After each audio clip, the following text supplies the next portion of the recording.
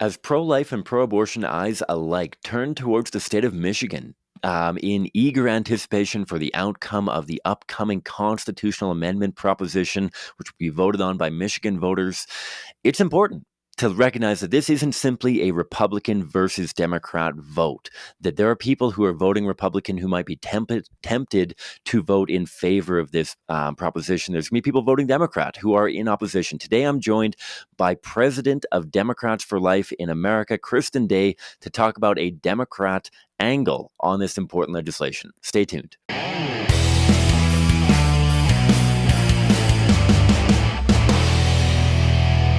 Hi, folks. My name is Cam. I am the host of the Pro-Life Guys podcast, a show dedicated towards equipping you with the tools that you need to have compassionate and compelling conversations about abortion. Often we're talking apologetics. Often we're talking about how to have effective, winsome, meaningful conversations with your friends, family members, members of your community, whomever they may be. At times, we talk about stuff like today, talking a little bit of politics to talk about not only the intersection of education and politics, but also how you can get involved in changing hearts and minds in a very concrete and tangible way. For those who tuned in last week, I had a very, very cool conversation with Trevor Polo, who is a leader and speaker within Protect Life Michigan, the coalitions that he and his group have been forming with other pro-life groups in Michigan as they work to oppose a proposition which will be voted upon by Michigan voters in the upcoming state election, whether or not to enshrine abortion access and rights into their very constitution. If this passes, it would be an absolute massive loss for the pro-life movement. I can't even fathom how to put this into words. It would propel Michigan to the top of abortion access in America, be an abortion capital and state for the nation. It would undo so much incredible work that has been done. Even during the reign of Roe for so long, Michigan had been a leader in preventing abortions or having legislation to protect parental consent and that importance, to have delay periods between when somebody first calls to book an abortion and when they can actually obtain an abortion. So there's an enforced waiting period in there. Other pro-life legislation that has been there, and the trigger law that went into effect at the fall of Roe v. Wade, at the Dobbs decision earlier this year, that went into effect protecting even more children, certainly wasn't all the way there. And yet this constitutional amendment would be an absolute overhauling of the pro-life efforts that have been there. And if you're anything like me, so I'm in Canada. I've been, I suppose, a little bit naive in thinking that the abortion issue can be simply characterized as a Democrat versus Republican. All Republicans are pro-life. All Democrats are pro-abortion. Whether a state has pro-life legislation or pro-abortion legislation is entirely dictated by simply whether they have a Democrat governor or senators or whatever it may be. But in today's conversation, I'm joined by President of Democrats for Life, Kristen Day. For a long time, I would have thought that's a contradiction in terms. How can you be at a Biden rally and support the pro-life movement? It seemed impossible in my mind, but she speaks into that and how this is an organization that would never support a pro-abortion representative, whether at a state level or on the federal level, advocates on bringing pro-life Democrats into office, works on getting the pro-life party to be more democratic at the state and federal levels. And so a fascinating conversation with her and the unique angle that she's bringing into this fight for Michigan and Michigan children when it comes to the fact that pro-life doesn't mean that you have to be Republican. There are Democrats out there that are fully pro-life, and they need to be mobilized to vote against this. There are people out there who support abortion in limited circumstances who should be voting against this amendment. There are people who would characterize themselves fully as pro-abortion who should be voting against this amendment. This amendment is one of the most radical that has been seen in America. And I think that Kristen does a fantastic job through this conversation, as you'll see, in how we can speak into this conversation, how people in Michigan, how people helping with the Michigan effort can speak into this. This is not a time to debate Republican versus Democrat. I'm sure there's lots of podcasts doing that already. This is simply looking at a very fascinating coalition that's been formed for the protection of preborn children. So please stay tuned for this conversation. Without further ado, here's my conversation with Kristen Day, President of Democrats for Life.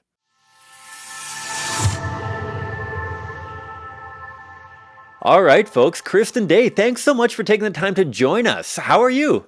I'm fine. Thank you so much for having me on today. This is cool. I mentioned it off air. I didn't start the podcast to meet the leaders of the pro life movement per se, but that's exactly what I've had the beautiful opportunity to do. And I've been crushing through your profile, your background with Democrats for Life. And while I'll definitely drop that link in the description below for anyone who wants to go beyond this podcast, I was wondering if you could bring us up to speed a little bit on your role within Democrats for Life and how you got plugged into a national organization that does a lot of not only nomination races and whatnot, but lobbying as well for politicians, particularly within the Democratic Party. Sure. Well, I spent 10 years on Capitol Hill in Washington, D.C., and I worked for a couple, Democratic members, but the last one I worked for happened to be a pro-life Democrat. And I was so excited to be able to work for someone who I agreed with on this issue, because it can be very difficult being pro-life in the Democratic Party. And early on, when I first became a Democrat, I just assumed that you had to support this abortion position to be a Democrat. And I always felt uneasy about it. So I ended up working for this pro-life member of the pro-life Democrat. And when I was pregnant with my first son, I thought that was a good time to leave Capitol Hill, because it was a lot of hours on Capitol Hill working.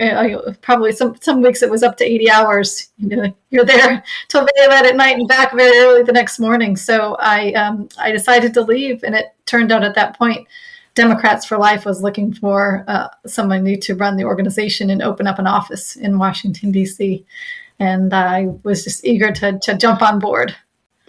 Very cool, very cool. And I am sure that the entire organization is blessed to have you there. What is maybe not a day-to-day look, but bring me up to speed a little bit on what operations with Dems for Life looks like when it comes to running this national organization. Now, I'm sure that it's more than just smoky barroom parlors with hush-hush meetings with politicians. I'm sure there's a lot of daily grind that goes into not only identifying, but also supporting and lobbying pro-life politicians. Sure, it's different every day, and because there's new pieces of legislation popping up, new candidates running, new issues. So it's always different. No day is the same. We meet with different and collaborate with different pro-life organizations. We try to reach out to fellow Democrats and try to educate them on the importance of being more whole life on this issue, and trying to eliminate this litmus test that is there for people who believe in the sanctity of life. So it's an exciting job. It's very, certain days you can feel so blessed to work with all these wonderful people. And on other days you just feel so alone and you feel like you're the only one. So it's been an experience for sure. Yeah, I can only imagine. I'm sure that someday a book will have to get published and all of the inside scoop on what's going on. To pivot a little bit towards the state of Michigan. So last week on this podcast, we interviewed Trevor Polo from Protect Life Michigan. Even reading your bio, you're a Michigan girl, initially a Spartan, if I get it correct. I apologize if I offend. I think it's a Spartan, not a Wolverine. You're right. Don't mess that up. I was going to say, I'm sure that's a touchy one. Bring us up to speed a little bit on what is happening, not just in Michigan, because we were able to have a fairly thorough conversation with Trevor about the proposal that is happening November 8th, I want to say, in Michigan. But as your home state, as your alma mater being in Michigan, maybe give us a little bit of context as to Michigan culture and why Michigan may become something of a domino state with this proposal on the ballot coming up here in just over a month time of recording here. What is Michigan like just in general? And let's start on unpacking what's happening in Michigan and how Dems for Life are involved in it. Sure. Now, Michigan, first of all, is a great state. The people are so friendly. And after living in D.C. for a while, I went back to Michigan with my kids, and we were driving up north, and we stopped at a gas station, and I hear this, "Hi, how are you doing today?" Just really friendly people. And it was like, where is that coming from? So the really wonderful state. But it's also historically been a fairly strong pro-life state. So this vote is just so important to preserve the long-time views that Michigan believes on protecting the most vulnerable. And so this vote is critical. We are, like the other states who have had important votes like this, we as a pro-life movement face such a huge battle because of the funding from the other side. We are outspent 10 to 1 on a regular basis when it comes to these issues. Because I would like to say most of the pro-life people are putting their money into the pregnancy support facilities and supporting pregnant women. And the abortion lobby is just getting a lot of money to put into. I think they spent $9 million so far on this issue in Michigan, and I think our side has spent like $150,000. Don't quote me on those numbers, but I was looking at the finance sheets. So, we face a huge battle on this, but a majority of people, if they actually knew what this proposition did, would vote no. But it's just the misinformation campaign that they're able to get out could make us lose this battle. But we are going to go up to Michigan. We're going to fight. We're going to fight to get this information out. We're going to fight to educate people and make sure they know what Prop 3 really does. Mm-hmm. And so, as much as Trevor covered this, could you reiterate for us what is Proposition 3? What is this going to do to the state constitution, and what is it going to do for abortion in the state of Michigan?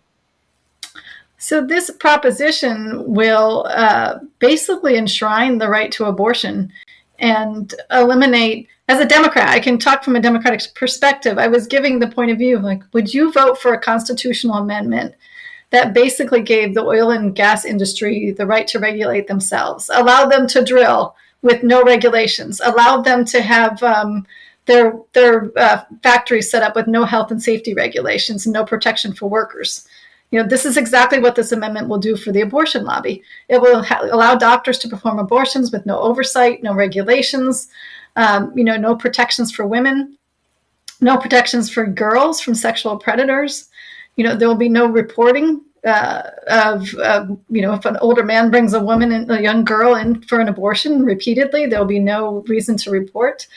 And so it's a really dangerous amendment to pass to the Constitution and very hard to overturn once you put it in place. So, and I think from a Democratic perspective, Democrats have to understand this is not consistent with what we have fought for people. My first boss, who lived in Michigan, actually passed the OSHA law, which provided workplace protections for those working in factories because his dad died in a factory accident. So this is what we're supposed to stand for. We don't make carve-outs for industry or for people who want to make money. That's not who we stand for, and that we need to educate Democrats that they should vote no on this for that very reason.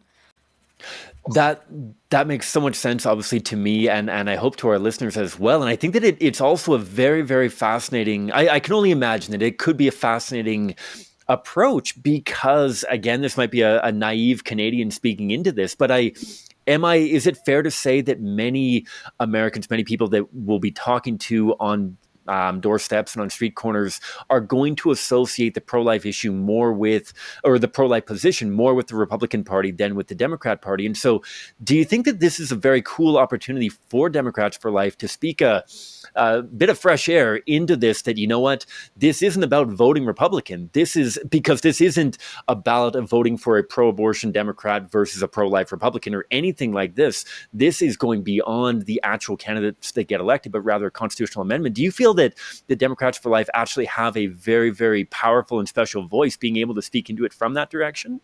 I really do, because we do have a unique perspective on this issue, because we do look at it from a different lens. It's not about, I know we can work with our pro-choice Democrats to pass health and safety regulations. We can do this together. We don't have to make it unsafe.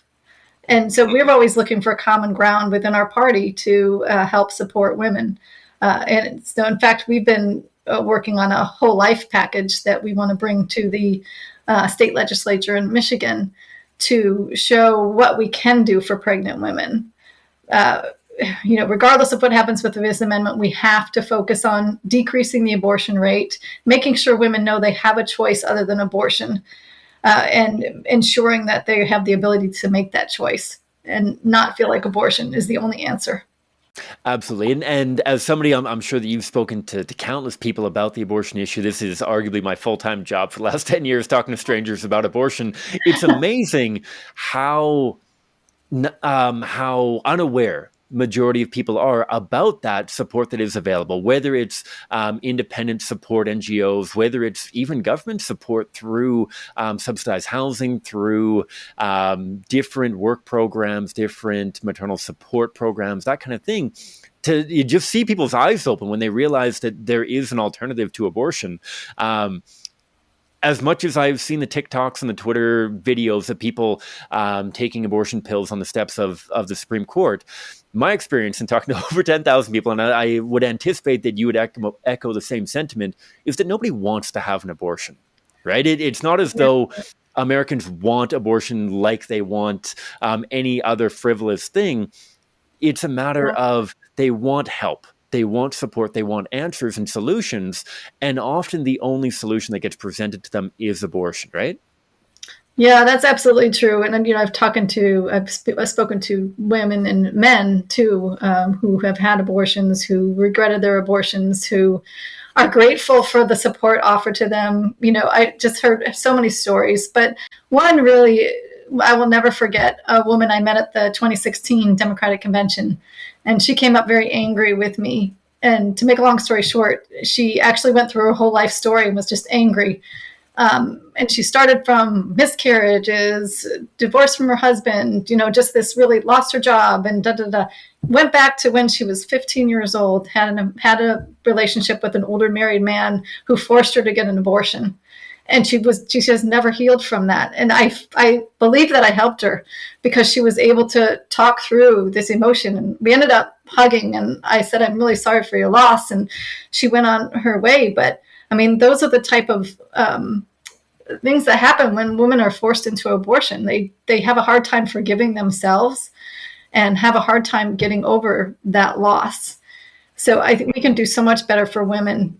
First, acknowledging, like, the abortion side doesn't like to acknowledge that abortion does harm women. It is harmful. To not all women. I'm saying there's some women who have the abortion and move on and don't regret it. I'm not saying that it's everyone, but there are a lot of women who regret their abortion, and men. In fact, I received a call from a gentleman a couple months ago, and he said it's a stain on his soul. He just cannot get over that he forced his then girlfriend, now wife of 28 years, to abort their first child. And he was the one who convinced her to do that. So it's such a difficult issue. We need to, pro-life and pro-choice, Democrat, Republican, we need to band together and show compassion and try to do the best we can to make sure women have every opportunity available. Absolutely, absolutely. One thing that I often talk about on the show is how in our society there are so many problems that demand solutions, but those solutions can't involve killing an innocent child, in any innocent human, obviously. Maybe let's pivot towards Michigan in particular with regard to, you alluded to or mentioned the fact that the money streaming in from the pro-abortion side is far and above what is getting funneled in at this point from the pro-life side. I'm sure, and we're going to drop links below as to how people can get financially involved in supporting the efforts of the pro-life worldview in Michigan. Maybe share with us a little bit about what Democrats for Life are doing on the ground in Michigan and how people can get involved in these efforts to prevent the Proposition 3 constitutional amendment from actually coming into force in this kind of ballot time. Sure. So we have people on the ground now who are canvassing. We have a group coming in the week of October 10th to help canvass, and we're going to hold a press conference on the Capitol steps in Lansing to just make a splash saying, "Hey, Democrats, you can vote no on this, and here's why," to share that message. And we're trying to letters to the editors, op-eds, and try yard signs saying, "Democrats, vote no." Just trying to give Democrats the information that they need to make the right choice on November 8th and stop this bad amendment from becoming permanent. Gotcha, 100%. And this is probably research that I should have done. I apologize before the episode. It's a governor election, or No. the rest of the rest of the ballot is for the governor. the Democrat name on the ballot. Is there any chance of getting any kind of support from them regarding Proposition 3, or is that a bit of a Absolutely. lost cause at this She point? is she is absolutely horrific on this issue. She Okay. is probably the worst of the worst, Okay. mainly because she tweets every day that she's going to keep abortion legal in Michigan forever. Okay. And second, she for 2 years in a row she has she's cut pregnancy support services out of line item. Not even Mm, she took the time to line item veto pregnancy support and adoption support out of the state budget.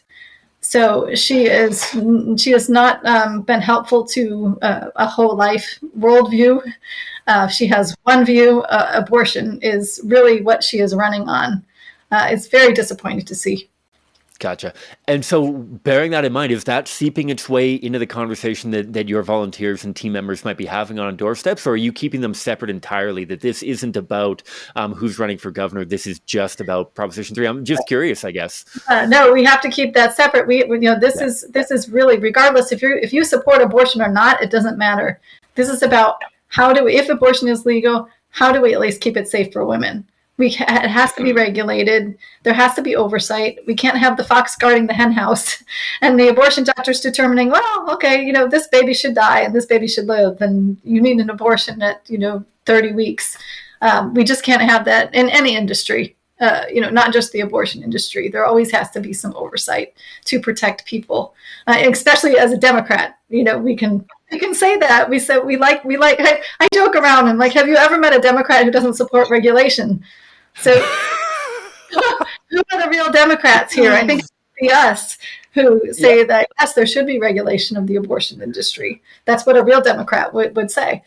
Yeah. I was going to say, I'm sure there's been very, very fascinating conversations outside of the door knocking with all of the other volunteers, this coalition that you guys have been leading, bringing together here. I'm sure there's incredibly fascinating conversations that are happening behind the scenes outside of the abortion issue as well.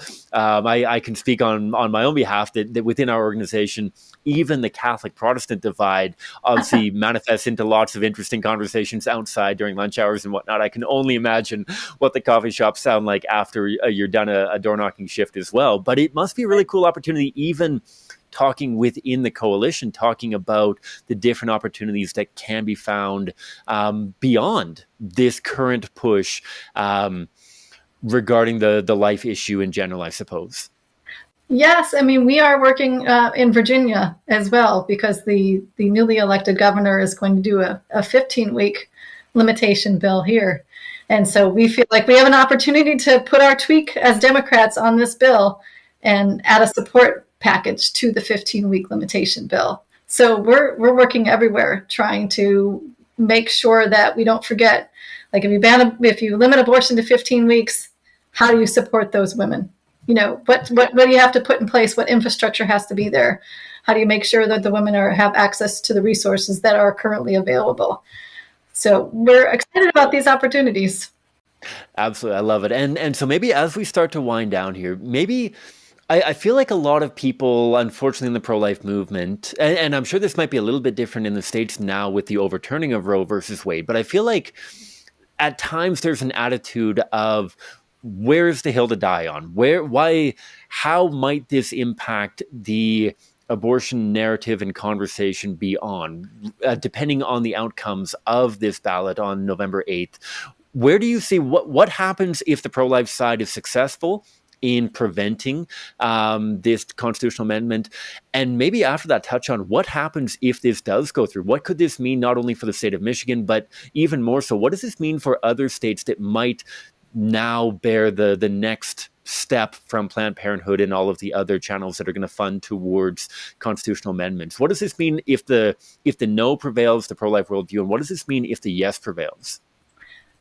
Obviously we want the no to prevail, but Yep. regardless of the outcome, we still have the same mission, which we always had, is our whole life mission. And one of the things that we're most proud of is our Pregnant Woman Support Act that was signed into law as part of the Affordable Care Act, which provides grants to states to come up with innovative ways to support women into supporting their pregnancies and bringing the child to term.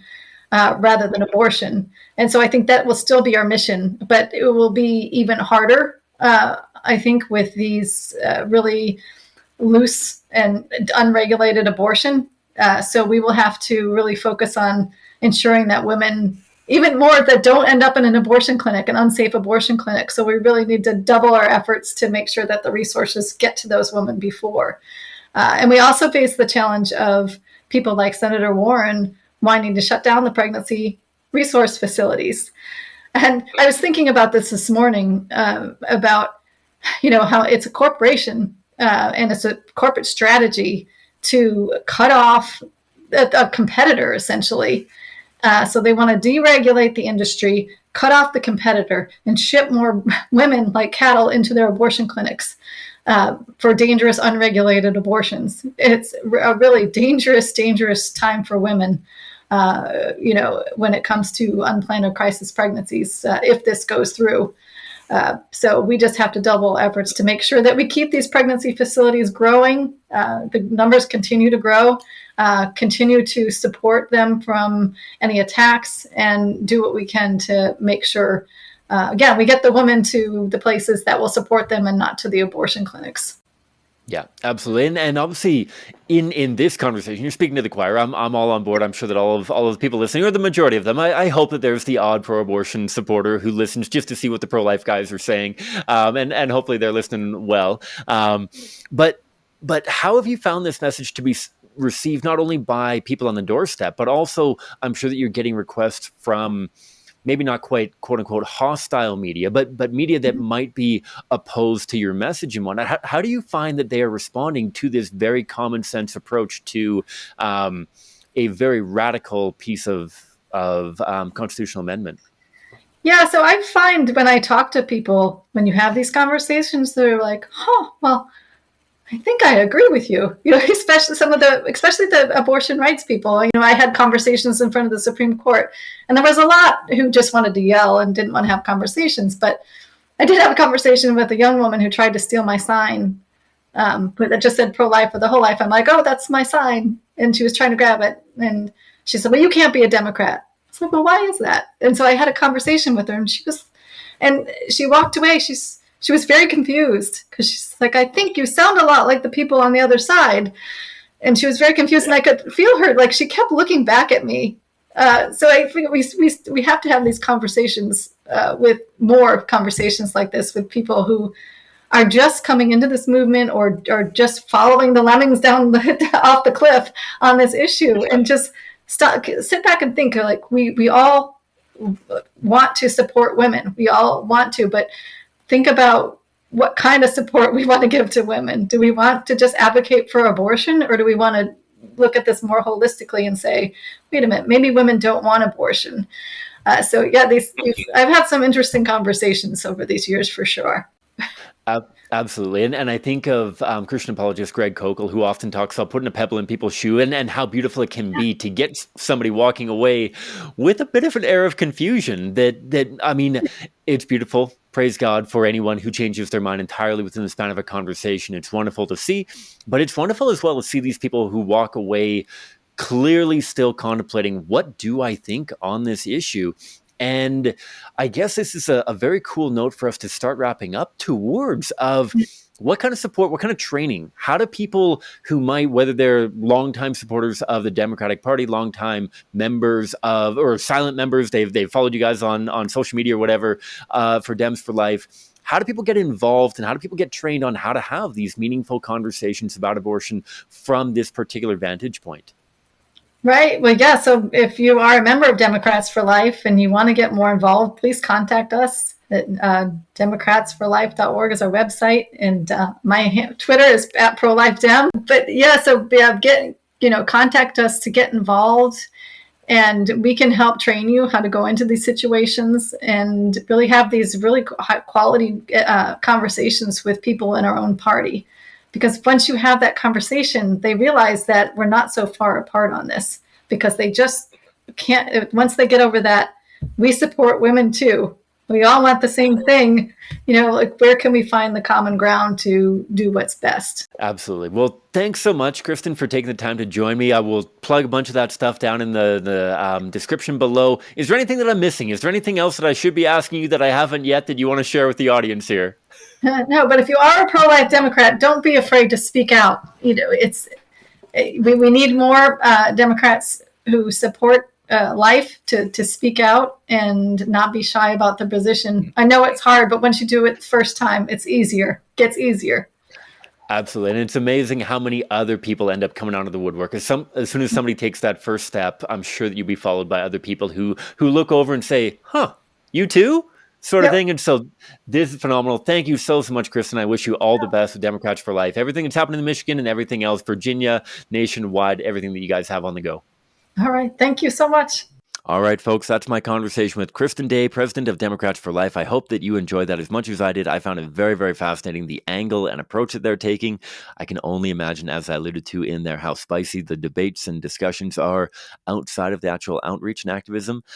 But I want to put together that same call to action we had last week for anyone who wasn't able to listen to last week's episode with Trevor Polo. Please, please get involved. If you're in Michigan, not only vote against this constitutional amendment, but also get involved. Do some door knocking, get some petitions signed, get people active in your church, in your community, wherever you may be. If you're not from Michigan, can you get to Michigan? Can you help out for a day, for a week, for the rest of the time before the constitutional amendment? There's so much work that needs to be done, so many people that need to be reached in this truly David versus Goliath kind of situation where you've got these tiny but incredibly passionate and active pro-life entities trying to stand up against Planned Parenthood, the Democratic Party of America, and countless other pro-abortion entities, largely pro-abortion entities. I think it's a very fascinating angle, and I hope that you are able to get involved in whatever capacity that may be. If you can get your boots on the ground, please do so. If you can put some money in that direction, please do so. If you can, offer prayers and encouragement towards those who are on the ground, having the conversations, engaging with other people so as to defeat this pro-abortion agenda, please do so. Thanks, Ton. If you're new to the show, please check out our other episodes. Go to prolifeguys.com, follow along on your favorite podcatcher, or check out our YouTube channel, I should say, the Pro Life Guys podcast. If you have ideas or suggestions, please don't hesitate to give us a shout out on social media. Let me know what you would love us to cover on the show. I got a few more episodes coming down the tube from suggestions that I've gotten in DMs on Instagram and on Facebook. And so stay tuned for those coming out as well. And yeah, I appreciate you following. We are getting dangerously close to 100,000 downloads in the last 2 years, which is absolutely spectacular. I cannot articulate how humbled I am for your support, for your listenership, for all of the involvement that you have had. I hope that these episodes have helped you in your conversations. I mean, God bless you if you're just listening week after week and you're never having conversations about abortion, but especially for those who are having conversations about abortion, I hope that these episodes are helpful. Let me know how they can be more helpful. Let me know which ones have been particularly helpful so that we can try to get even more content, because that's the gig. That is trying to equip you with the tools that you need to change more lives, change more minds, save more lives, and transform our culture together. So thanks a ton for tuning in. I hope that you enjoyed yet another background for me. I'm in my new office here in Calgary. We have the same physical location, but I have been bumped to another office yet again. We've got some wonderful new staff coming in that made more sense for them to be in my blue office upstairs. And so I am downstairs with many of our wonderful fundraising and admin team members, which is really cool. You can't see the rest of the room, which is full of boxes. But hopefully there'll be a little bit better lighting in here for next episode if you're following along on YouTube. And regardless of where you're tuning in, thanks a ton. May God bless you abundantly. May you have a great rest of your day, however many hours are left and wherever you may find yourself.